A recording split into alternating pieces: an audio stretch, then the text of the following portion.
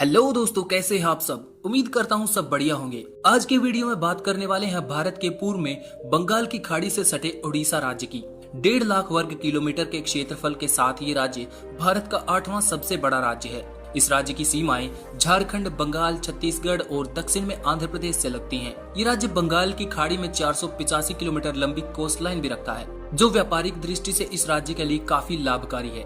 भारत का राष्ट्रगान आपने सुना ही होगा, उसमें जो उत्कल की बात होती है, ये आज का उड़ीसा राज्य वही उत्कल क्षेत्र है जिसे पुराने समय में इस नाम से जाना जाता था। इस राज्य में उड़िया भाषा बोली जाती है, जो भारत की क्लासिकल लैंग्वेजेस में से एक है। चलिए ज्यादा फैक्टिशियन न बनते हुए बात करते हैं इस राज्य के इतिहास के बारे में। इस राज्य की स्थापना भागीरथ वंश के राजा ओड ने अपने नाम के आधार पर की थी। समय के साथ साथ 3री सदी ईसा पूर्व से ओड राज्य महामेघवान वंश, माठर वंश, नल वंश, विग्रह सूर्य वंश जैसे वंशों के अधीन रहा।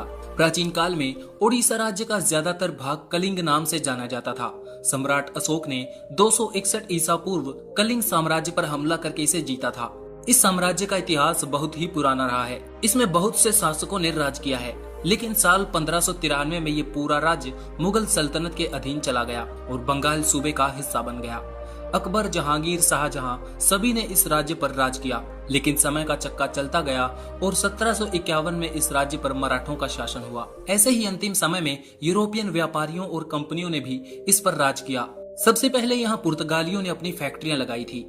1903 में उत्कल यूनियन कॉन्फ्रेंस की स्थापना की गई और ओडिशा को बंगाल से अलग किया गया और उस समय ओडिशा की राजधानी कटक हुआ करती थी, लेकिन 1946 में भुवनेश्वर को ओडिशा की राजधानी बना दिया गया।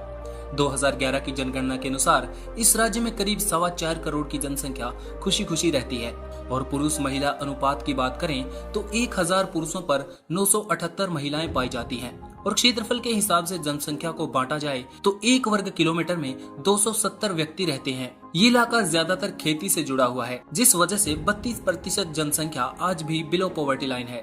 जैसा कि हमने पहले बताया कि ओडिशा के पास एक बड़ी कोस्ट लाइन मौजूद है, जिसका इकोनॉमिकली ओडिशा बहुत फायदा उठाता है और राज्य में काफी ज्यादा मात्रा में माइंस भी मौजूद हैं, जिनमें खरबों डॉलर्स के नेचुरल रिसोर्सेज मौजूद हैं।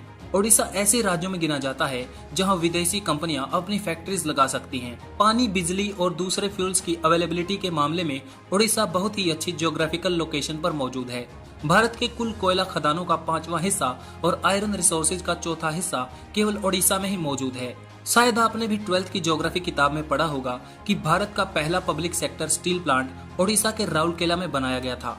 उस समय इसे बनाने में जर्मनी ने हमारी मदद की थी। रिलायंस कंपनी इसी राज्य में वर्ल्ड का सबसे बड़ा पावर प्लांट बना रही है, जिसमें $13 बिलियन की बड़ी रकम इन्वेस्ट की जाएगी। एक सर्वे में पता चला था कि 2009 में भारत की कुल डोमेस्टिक इन्वेस्टमेंट का 13% तो केवल ओडिशा में ही हुआ था, जो उस समय 2 ट्रिलियन रुपीस के आसपास था। आज के समय में ये रकम $50 बिलियन से ज्यादा की बन जाती है। आज की वीडियो में इतना ही। अगर आपको ये वीडियो पसंद आया तो कमेंट में लिखकर बता सकते हैं। इन्फॉर्मेटिव लगा तो शेयर कर सकते हैं।